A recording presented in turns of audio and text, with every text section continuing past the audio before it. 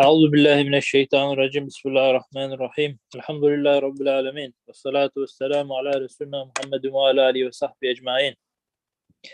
Assalamu alaikum all. Inshallah, this week we'll be continuing on the 11th word. Inshallah, we can complete it this week. We're planning to wrap up, inshallah. This week again we have Colin Hojam with us from England, and hopefully Mustafa Palat will be joining us as the second speaker.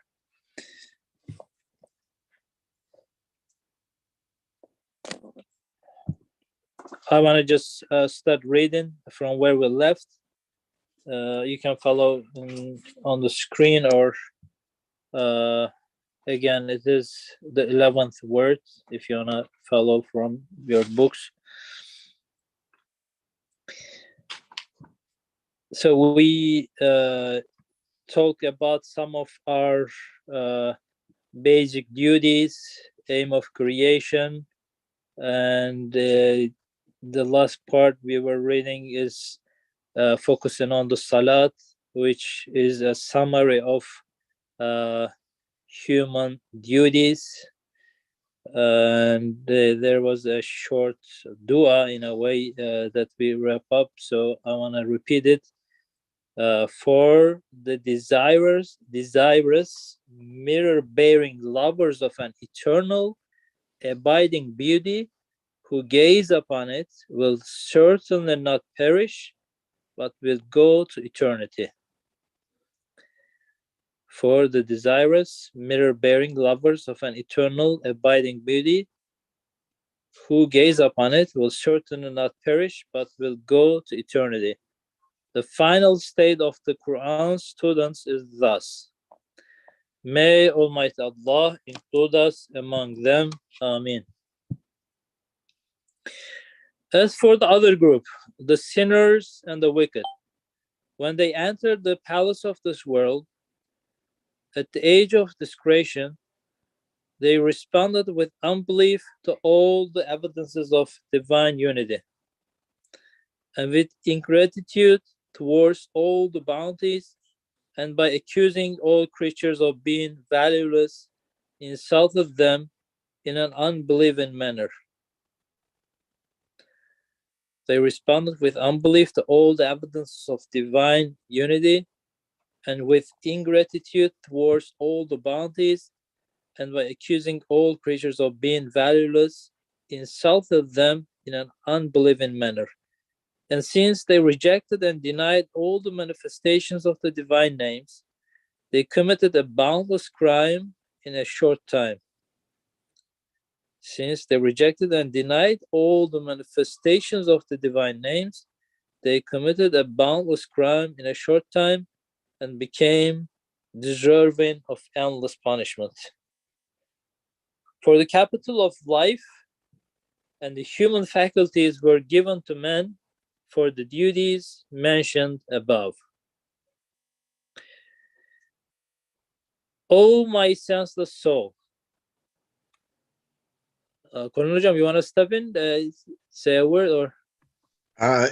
You can carry on if you want to the end of this paragraph, or. Okay, yeah, I was going to do that. O my senseless soul and foolish friend, do you suppose your life's duty is restricted to following the good life according to the requisites of civilization, and if you will excuse the expression, to gratifying the physical appetites? Do you suppose the sole aim of the delicate and subtle senses, the sensitive faculties and members, the well-ordered limbs and systems, the inquisitive feelings and senses included in the machine of your life, is restricted to satisfying the low desires of the base soul in this fleeting life? God forbid. There are two main aims in their creation and inclusion in your essential being. So I want to stop at this point and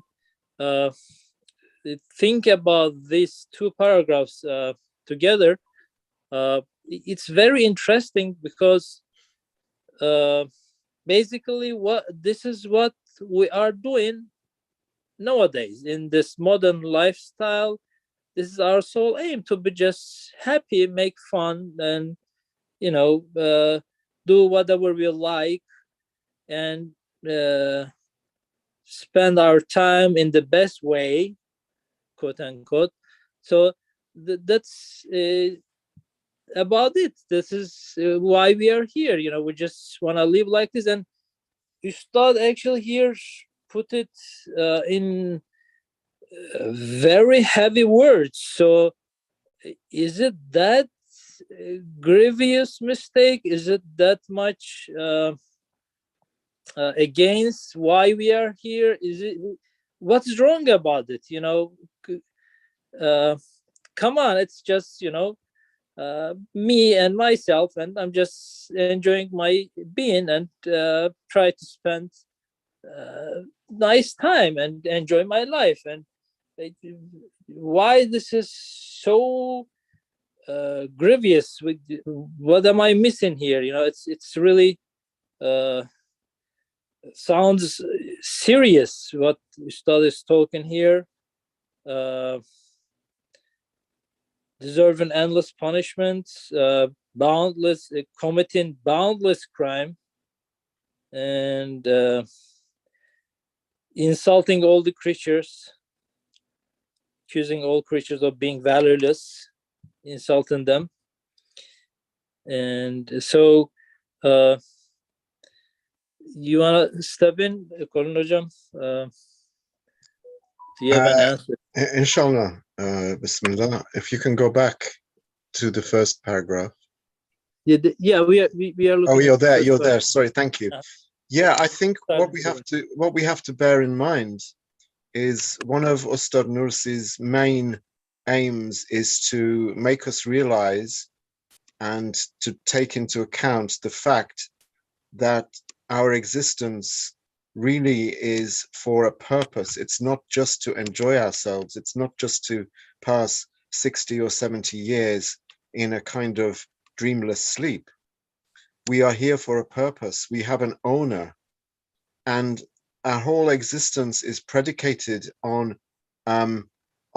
navigating a universe in which there are a series of antithetical states: belief and unbelief, light and darkness, immanence and transcendence, the self and Allah. These are all antithetical paradigms, if you wish, and we are caught in this whole system of having to choose between the self or God, basically, having to choose transcendence or immanence, having to choose truth or falsehood, having to choose light or darkness. It really does boil down to a universe of two sides, of two parties, really. And Quran talks about Hizbullah and Hizbul Shaitan. One is the side of the self, one is the side of submission to the other. So we submit either to ourself or, to the whims of the nafs, to the whims of the self, or we submit to our owner, So this, of course, depends on whether we actually accept that we have an owner, whether we accept that we are owned, whether we accept that we are created, whether we accept that this is only a temporary existence. And the only alternative is to deny. So we are caught between acceptance and denial.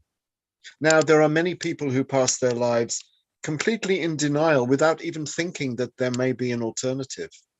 They may have heard of the issue of belief. They may have had some kind of idea that there may be a cause to the creation. There may be some kind of creator, but they've never really given it much thought. And Ustad Nursi talks about these people as having a kind of unbelief that really is unthinking. It's unthought. They haven't really thought about it too much. And then there are some that actively deny. They actually know that we are set up to choose. We are here to actually make a choice between the self and the creator, between light and dark, between belief and unbelief, between truth and falsehood, and they actively deny. And this is the group now that Ustad is talking about. He says, as for the other group, the sinners and the wicked, they are the ones who respond to all of these evidences of God's existence with unbelief, with ingratitude. And of course, a corollary of this is that they will, by default, accuse everything of being completely futile, valueless. And this, since they reject the notion of a creator, they reject all of the evidences that they see before them. And you have to bear in mind that the universe is a gallery of signs that everyone reads. It's a gallery, it's a book. It's the book of creation which everyone reads. Some will come to a conclusion that the book, of course, must have an author. The others will come to a conclusion that the book actually is just a book full of crazy scribble writing that doesn't mean anything and that doesn't really need an author. And this paragraph here is describing this second group, Hezbollah Shaitan, the group of denial. So everything does boil down to these two antithetical positions. Either you read the book of creation and you accept that the book has an author and that you have an owner and that you have responsibilities and that you are created in order to submit, in order that you can understand who your creator is and who you are, or you deny and you join the other side, which means you're here just for a few years to enjoy yourself. And after that, well, it doesn't bear thinking. You try not to think about what's going to happen when you die. You say that you don't believe in a hereafter, and yet you have no proof that there isn't. And therefore, there is always this anxiety, always this crippling anxiety of what's going to happen after death, which, if you are an unbeliever, you will then try to alleviate through constant entertainment, constant distraction, constant negligence, the use of actual drugs and metaphorical drugs, something that will take your mind off everything. I think we forget a lot of the time that there is this, in Persian, keshmakesh, I'm trying to think of the English word, it's a kind of tussle between good and evil, between light and dark, between truth and falsehood. We forget that we are, witness to this, we are watching this, and we have to take a stand. We have to take a side. And we have to take the side of truth, clearly, because this is what the universe is pointing at. So here in these two paragraphs, Ustad is talking about those who are part of the other group, those who deny. I'm sorry if I went on a little bit. Thank you so much. Yeah, it was very helpful. So, in a way, can we say that there's no middle way? So, either or. I either believe and testify and act upon it, or I'm just going the other way, because I'm Yeah, thinking about myself, defining myself a believer, but most of the time I see myself uh, kind of going with the other way or other group. If I don't act upon what I'm believing in, if I'm not working on my way, it doesn't help to just being in negligence, or being in just maybe not denial, but it's kind of either or way, I suppose. you suppose correctly, and you make a very good point, because Shaitan is very clever. Shaitan, first of all, makes you deny the existence of Shaitan, right? That's one of the tricks. To Hmm. make unbelievers disbelieve. He's even ready to make them disbelieve in him. And also, he makes us believe that there is a third way, there is a possibility. We have to be neutral. We have to be in the middle. And the agnostic line is that, oh, we can't really know whether there is a God. Maybe there is, maybe there isn't. We have to be in the middle. We have to be neutral. But this is not neutral because those people live as though there is no God.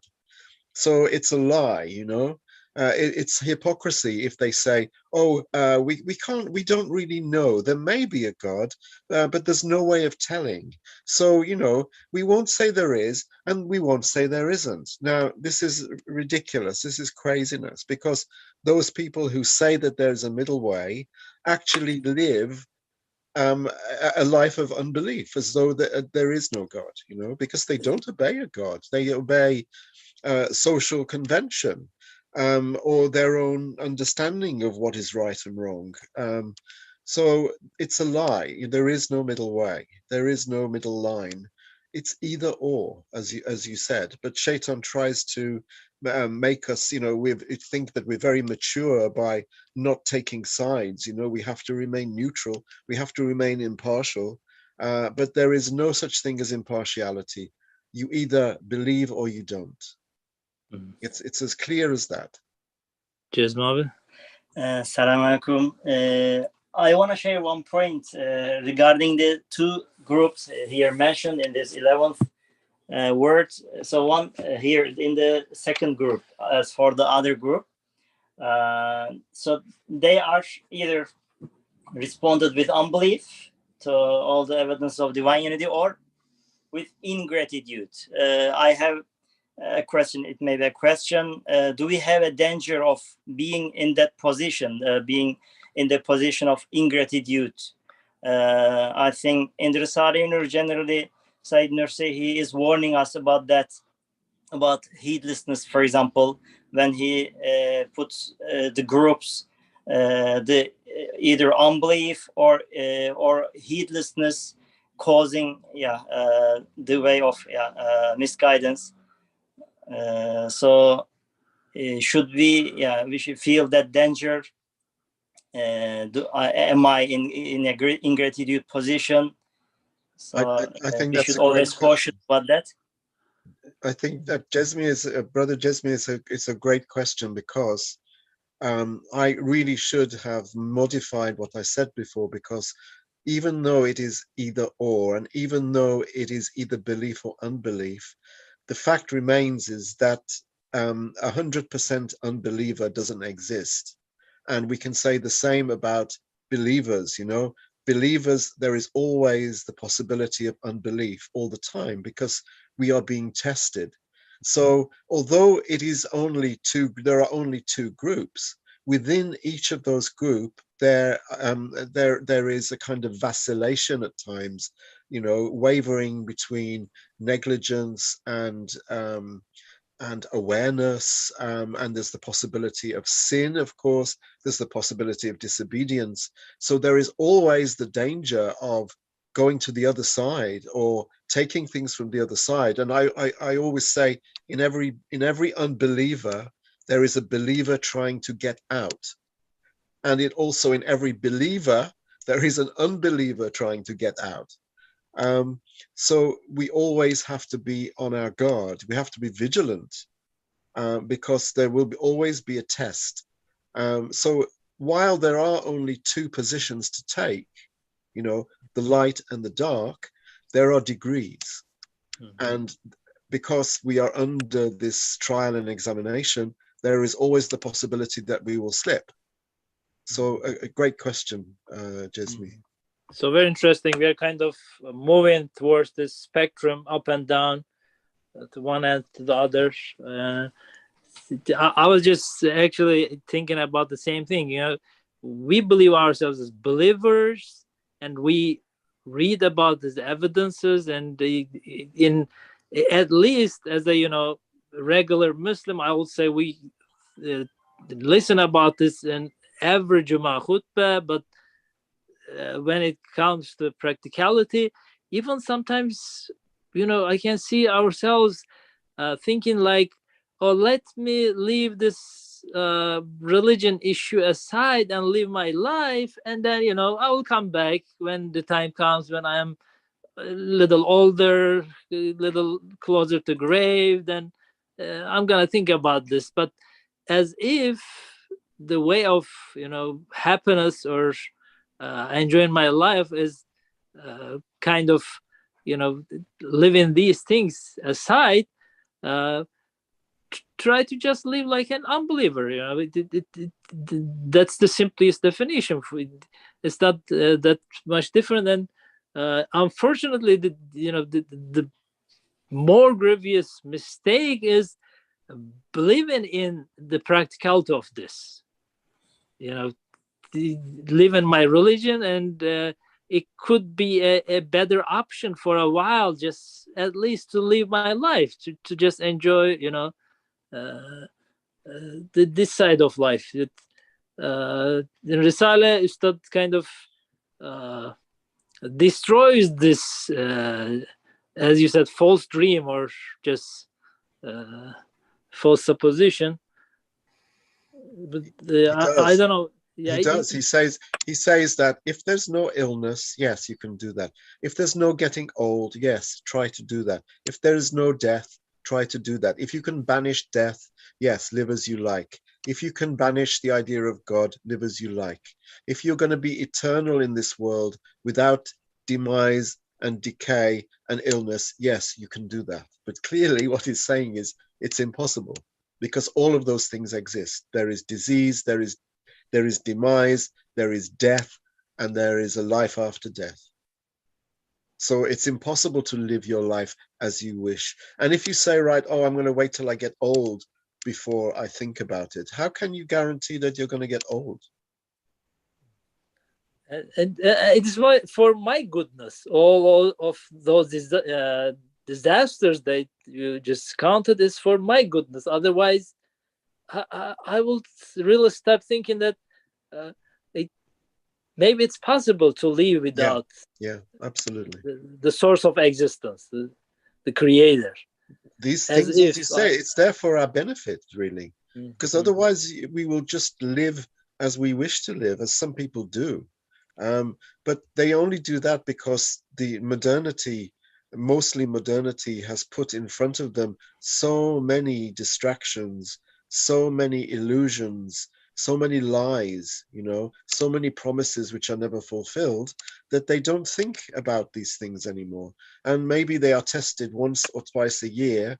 Quran tells us this, that unbelievers are tested once or twice a year, so that the circle breaks. Otherwise, the circle would never break. They would just carry on in this, illusion, in this dream-like existence, and they would never start to think. Allah cuts the circuit once or twice a year to give them an opportunity, to give us an opportunity.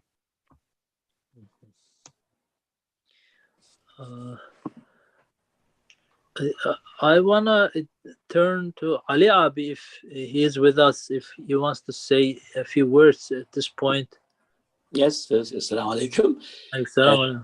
Yes, related to the question, as far as I understand the question, related to ingratitude, I'd like to share something.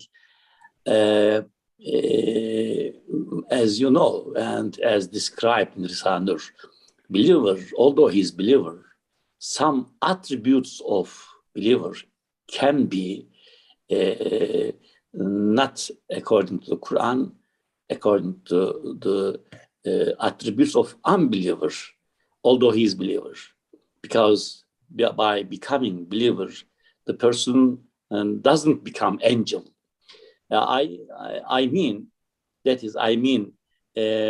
ingratitude, as far as I investigate a little, related to the believer, the meaning of it is this. Believer knows that all bounties are sent by Almighty Allah. This is first step. But not to see the value of bounty is a kind of ingratitude. I'd like to repeat, to accept that all bounties are sent by Almighty Allah, each of us. But second step is essential to realize the value of bounties. Not to see the value of bounties is a kind of ingratitude. But at the same time, this is an opportunity to realize our mistakes, because Secde Suresi 21st verse, Bismillah. وَلَنُزِيقَنَّهُمْ مِنَ الْعَذَابِ الْأَدْنَى دُونَ الْعَذَابِ الْأَكْبَرِ لَعَلَّهُمْ يَرْجِعُونَ. We make mistakes, but if we realize our mistakes and if we turn to the orders of Almighty Allah, this is good. As soon as possible, if we turn to orders of Allah, not to see the value of ingratitude, serious problem.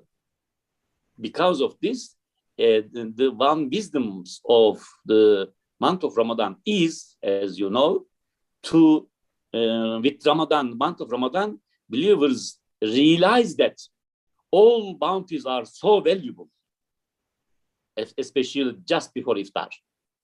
That's why ingratitude has a special or specific meaning for the believers. Although he is believer, this mistake can be made. But suddenly, step by step, the believer can understand his mistakes and can turn to the orders of Allah.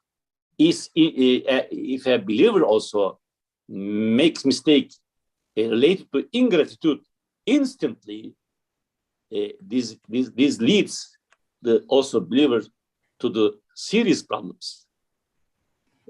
Yes. Yeah, thank you so much. This was very helpful, because most of the time we have a difficulty to focus on our aim of creation, why we are here.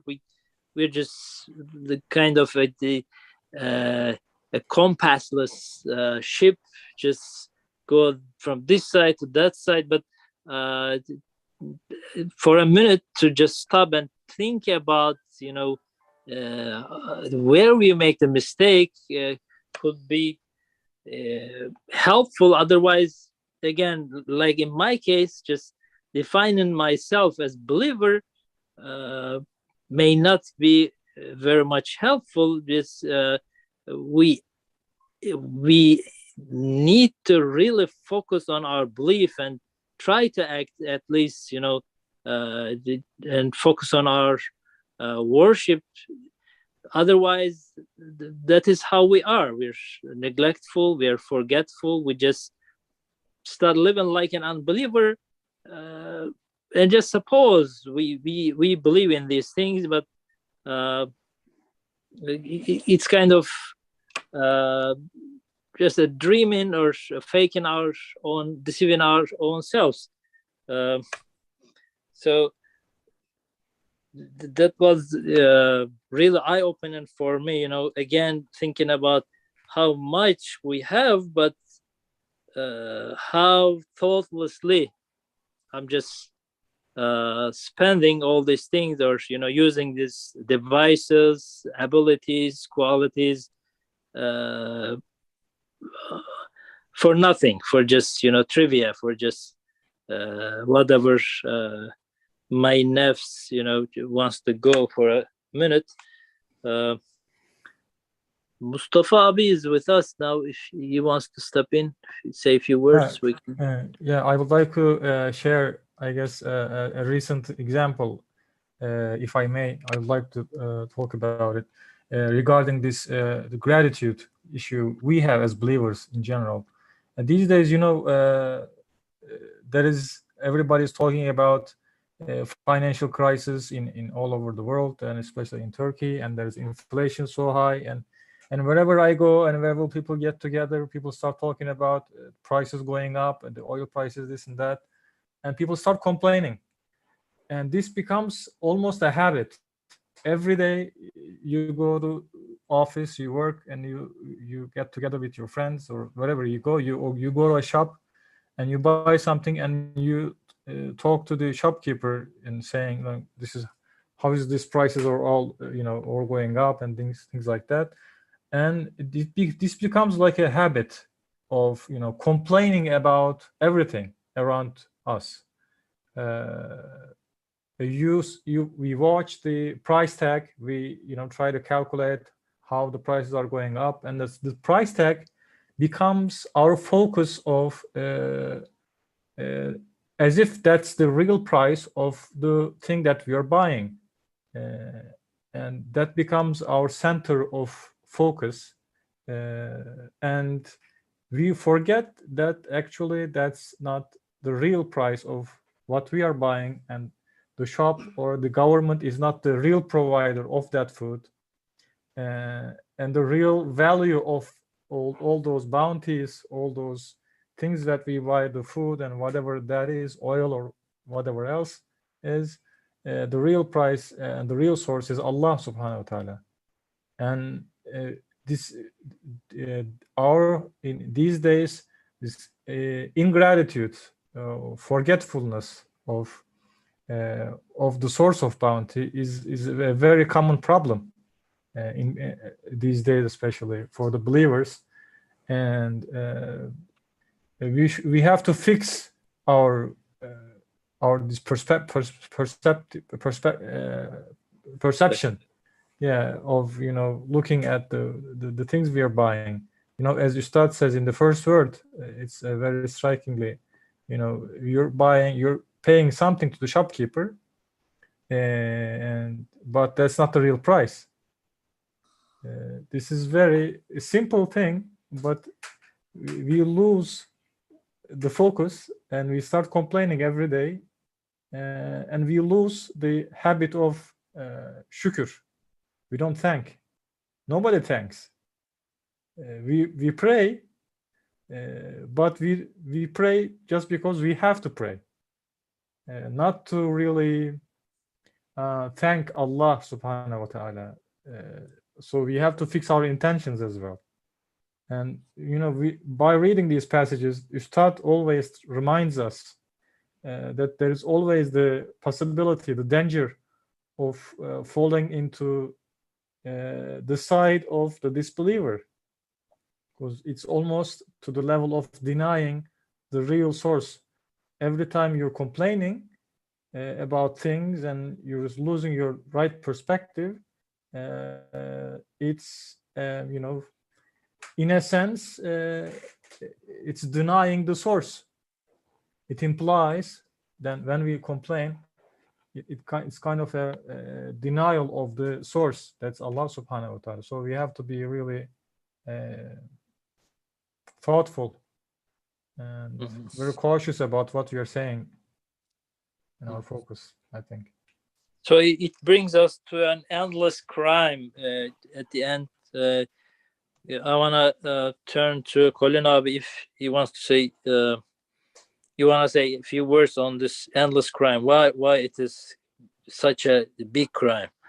Why it is?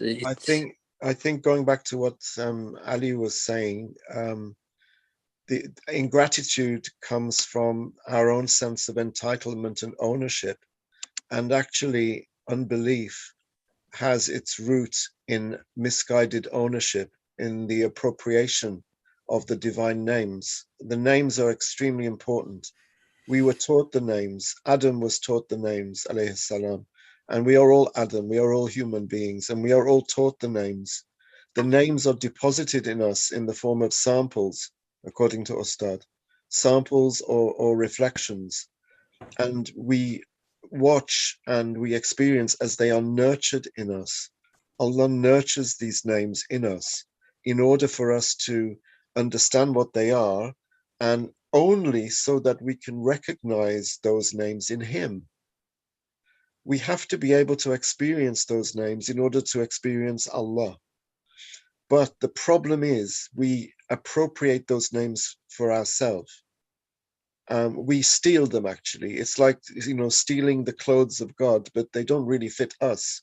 They only fit Him. And it's quite obvious why we do this, because those names are very beautiful. They're very appealing.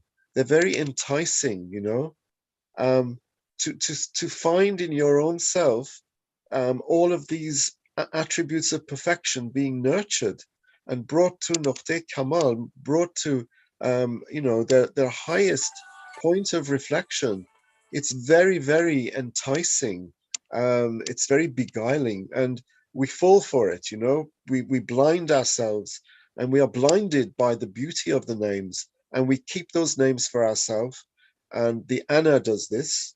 and we go on to the side of denial, and it's theft, it's robbery, as someone said in the chat. It is actual theft. We steal the names for ourselves, and we refuse to give them back. Giving back means submission. It means taslimiyah. If there is taslimiyah, it means we admit that those names are not ours, and we resolve and vow to just reflect them. And reflecting the names is true ibadah, it's true worship. But if we cover those names, and if we cut off the relationship between the names and their true owner, then this is ilhad, you know. And ilhad comes from an Arabic verb which means to bury. We bury those names beneath the soil, you know, beneath the soil of ana, beneath the soil of arrogance and selfishness and negligence. And then we keep those names for ourselves. And of course, those names then cannot flourish as they should. And they start to turn into a tree of zakum rather than into a tree of tuba. So, you know, it's all of this goes back to theft and to stealing the names and to appropriating something which is not ours. Instead of submitting it, instead of giving it back, we keep it and we try to perfect it for ourselves. That is the root of all these problems. It's the root of unbelief.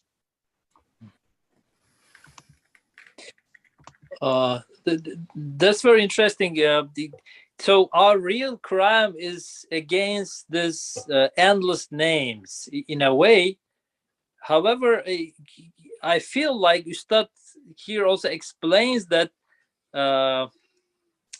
we are kind of rejecting and denying all the manifestations and committing a crime against the rest of the creation, kind of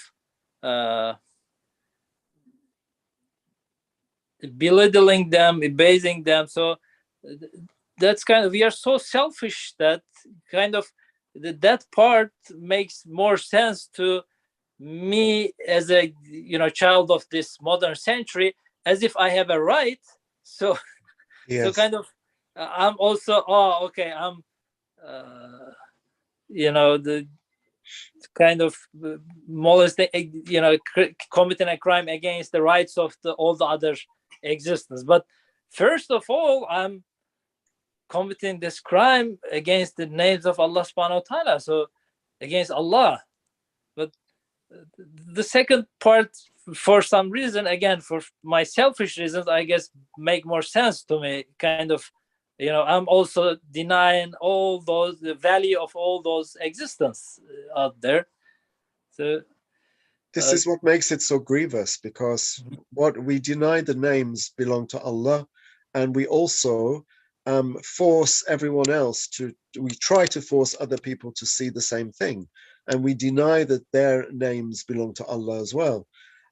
We deny the whole of creation. We deny that all of the names there belong to Allah. We say that everything owns its own name.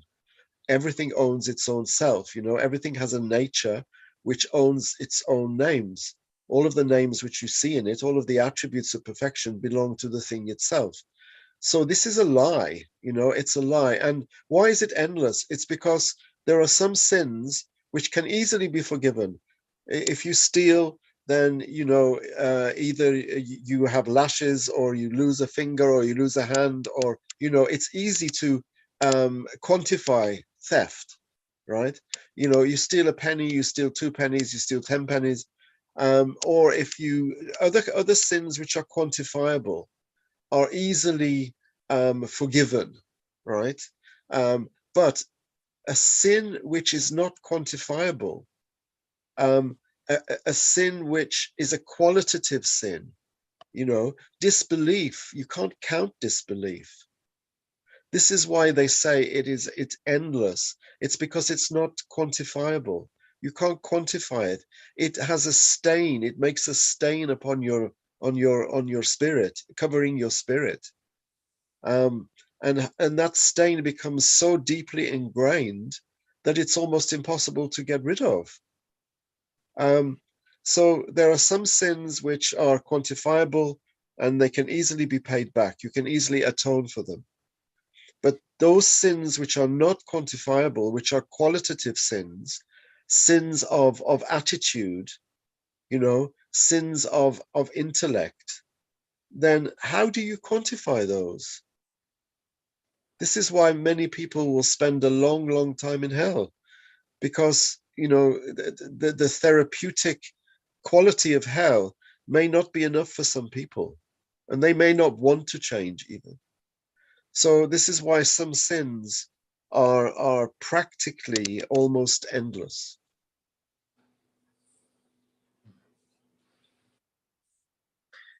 Okay. Let me, inshallah, continue a little bit over the text and to focus on our duties more after this consideration of Sorry, our. can I ask a question related to the beginning of paragraph? If you display the beginning of the paragraph we are discussing, yes, very little. Perhaps we can discuss or we can continue. It's said that here, as for the other group, the sinners and the wicked, when they entered the palace of this world, at the age of the creation, they responded with unbelief to all the evidences of divine unity. Here doesn't say the sinners and the wicked when they entered the palace of this world, when they were born, for example. Not when they were born, at the age of the creation. Here, what can we say about this beginning of the exam? Because Islamic country or non-Islamic country, a person comes to this world, but with this respect doesn't mean he entered the palace. He is preparing for the exam until the age of the creation. In the 22nd word, a few sentences I'd like to share related to these realities. 10th proof. The second word, first station, 10th proof, at the beginning of 10th proof. Come, my friend, who has come a little to his senses. We have been here 15 days now. We have been here 15 days now. Footnote, 15 days indicates the age of 15, the age of the creation. If we do not know the regulations of this world and do not recognize its king, we shall deserve punishment. We have no excuse, because for 15 days, as though given a respite. What does respite mean? We can remember. We have no excuse, because for 15 days, as though given a respite, they did not interfere with us. Of course, we have not just been left to our own devices. Yes, what can we say related to entering the palace of this world at the age of the creation, not as soon as the person comes to this world? Yes. Just one thing that came to my mind, of course, we need to think about those responsibilities, or we're talking about the responsibilities that's coming afterwards. But before that, in a way, we have this advantage in a way, because after our birth, we are kind of closer to our factory settings. You can see, for example, children asking a lot of questions, wondering about the hikmah, the wisdom behind the things, and try to find a definition for the existence. So it's always there. We are given the enough ability, we are given the opportunities to get ready for the big task, for the whole aim of creation. But as you said, either in a Muslim family or non-Muslim environment, we can be under a lot of different effects, but the start is kind of a very good environment for that, preparation in a way. That was my just thought. Mustafa or Colin Abi, you want to respond to Ali Abi's point?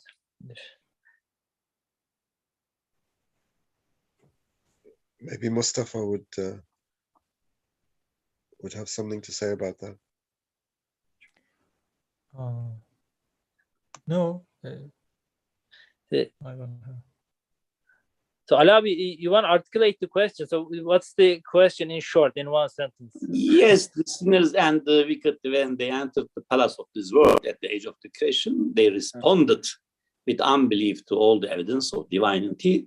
Yes, as you said, the responsibility starts at the age of the creation. It is clear. Perhaps we can think that before that age, advantage or disadvantage, all of them are in the hand of Allah, is a preparation for the exam. All of them can be opportunity, advantage, or disadvantage. Apparently, by looking at the apparent causes, to say something is not correct, because everything is in the hand of Allah. At the age of the creation, the exam starts. I think indicates this, inshallah. As far as I understand, yes. I think So- the so- age of, sorry, I think Go- the age of discretion is when you become aware, and it doesn't matter which age that is. If you become aware of the truth and then you deny it, you can't deny what you're not aware of. So someone who is not prepared properly and who has a very negative upbringing and is not educated correctly and has no idea about truth and any of these issues, they will have some kind of awareness, and they will only be as responsible as they are aware. So, Allah only tests according to the degree of awareness and the degree that they are able to determine truth from falsehood, which is discretion, the age of discretion. And it may be 15, for some it may be older than that. So I don't think we have to, stay. 15 is generally, when people are judged to be able to make a distinction between good and bad. But discretion may take a long time for some people. They may not become aware of things until much later. So I guess Ali Abi's point is, being in a Muslim country, majority Muslim country, or born into a Muslim family is not that. It may not be that much of an advantage that we take some of the stuff as guaranteed. So, anyways, we are Muslims, and we are into this. That's not also taken. I don't see it as an advantage, really. At all. And on the other side, being in a non-Muslim family, that doesn't take all of our responsibilities away, but still we have going through a certain trial, and not maybe as a regular religion like a fard, but we also have a certain responsibility to look out and search for it. And if you look at countries or communities which are not steeped in Muslim culture and which are they are adherents of other expressions of faith, you will see that there is a big difference among people. Some people are very civic minded and very kind, compassionate, and they are supportive of social justice, and other people are not. Other people are rude, arrogant, and do very bad things. And you find exactly the same things happening in so-called Islamic countries. So, you know, Allah is Adil, and everywhere people will be tested according to his criteria and according to how much awareness he creates in them, you know, how much ability he gives them. You know, Allah is just. Mhm. Yes, thank you. Thank you. Yes. Thank you so much. Okay, we have a few minutes, inshallah. Let me go through this part again. O my senseless soul and foolish friend, do you suppose your life's duty is restricted to following the good life according to the requisites of civilization, and if you will excuse the expression, to gratifying the physical appetites? Do you suppose the sole aim of the delicate and subtle senses, the sensitive faculties and members, the well-ordered limbs and systems, the inquisitive feelings and senses included in the machine of your life, is restricted to satisfying the low desires of the base soul in this Philidian life? Allah forbid. There are two main aims in their creation and inclusion in your essential being. The first consists of making known to you all the varieties of the true bestower's bounties and causing you to offer him thanks. You should be aware of this and offer him thanks and worship. The second is to make known to you by means of your faculties all the sorts of the manifestations of the sacred divine names manifested in the world and to cause you to experience them. The second is to make known to you by means of your faculties all the sorts of the manifestations of the sacred divine names manifested in the world and to cause you to experience them. And you, by recognizing them through experiencing them, should come to believe in them. I guess this should be the real way of enjoying our existence, our lives, while we are diverting the result in a way. Thus, man develops and is perfected through the achievement of these two basic aims. Through them, man becomes a true human being. Look through the meaning of the following comparison and see that the human faculties were not given in order to gain worldly life like an animal. For example, someone gave one of his servants 20 gold pieces, telling him to have a suit of clothes made out of a particular cloth. The servant went and got himself a fine suit out of the highest grade of the cloth and put it on. Then he saw that his employer had given another of his servants 1,000 gold pieces and put in the servant's pocket a piece of paper with some things written on it. He had sent him to conclude some business. Now, anyone with any sense would know that the capital was not for getting a suit of clothes, for since the first servant had bought a suit of the finest cloth with 20 gold pieces, the 1,000 gold pieces were certainly not to be spent on that, since the second servant had not read the paper in his pocket and looking at the first servant had given all the money to a shopkeeper for a suit of clothes and then received the very lowest grade of clothes and a suit 50 times worse than his friends. His employer was bound to reprimand him severely for his utter stupidity and punish him angrily. O my nafs and my friend, come to your senses. Do not spend the capital and potentialities of your life on pleasures of the flesh and this fleeting life like an animal, or even lower. Otherwise, although you're 50 times superior with regard to capital than the highest animal, you will fall 50 times lower than the lowest. O my heedless nafs, if you want to understand to a degree both the aim of your life. So we couldn't complete the whole thing, but up to here, any words on this parable? It's kind of making it more clear that making the comparison between any creature out there and the human being. So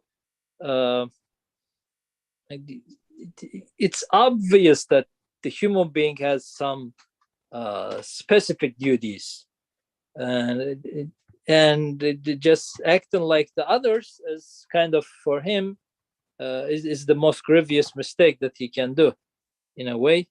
So Mustafa abi, any words on this, or Colin abi? These days in the Akhir Zaman, there is a lot of atheists and unbelievers, and a lot of people are saying that there is not much of a difference between an animal and a human being. Some people will say, in biology or in scientifically, humans are speaking animals or thinking animals or things like that, and they will say, there is an evolution, and the evolutionist theory, and we evolved a little bit more than the other animals. That's why we have a little bit more complicated faculties, but there's not much of a difference, they would say. But in reality, there is so much difference in terms of capital, as Ustad is saying here. The intellect and all these spiritual faculties are so sensitive and much more complicated than an animal. And somebody has to think without even hearing the revelation. You have to make a comparison. Like, if I am so much complicated, I have so much senses, and I am also very related and affected by the things that are around me, and I'm trying to make sense of things, and I have a short life term, and there has to be a purpose in life, and somebody has to search the meaning of life, and then in reality, there has to be a revelation, a prescription of how to use all these things that are given to me.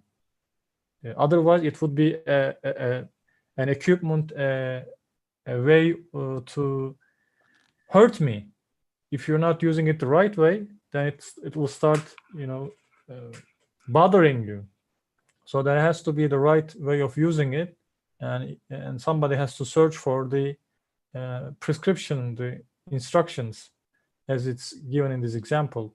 And Ustad puts it very beautifully about how to be a real human being in this particular chapter or paragraph.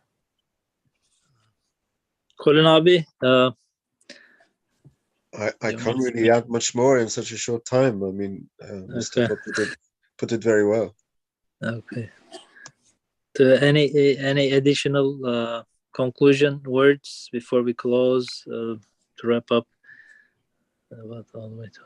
We have to use what we're given properly, and we are given samples of the divine names, and we have to spend them properly, not misspend them on rubbish, on stupid things. Spending them on this world, which is temporary and ephemeral and transient and will finish. We try to create eternity in this world, and it doesn't work. This is why we misuse what we've been given. Thank you so much. Ali abi, are you still with us, or? Yes. So, any reflection before we close? Very nice, alhamdulillah. Very nice discussions. We benefited from the discussions, alhamdulillah. Azam fadl Rabbi. Thank you so much. Can you make a dua? يا سبحانك لا علم لنا إلا ما علمتنا إنك أنت العليم الحكيم وآخر دعواهم أن الحمد لله رب العالمين ربنا أتمم لنا نورنا واغفر لنا إنك على كل شيء قدير ربنا اغفر لنا ولإخواننا الذين سبقونا بالإيمان ولا تجعل في قلوبنا غلا للذين آمنوا ربنا إنك رؤوف رحيم ربنا ظلمنا أنفسنا وإن لم تغفر لنا وترحمنا لنكونن من الخاسرين ربنا آمنا بما أنزلت واتبعنا الرسول فاكتبنا مع الشاهدين يا محول الحول والأحوال حول حالنا إلى أحسن الحال اللهم بحق سورة الإخلاص اجعلنا من عبادك المخلصين المخلصين آمين لله تعالى الفاتحة.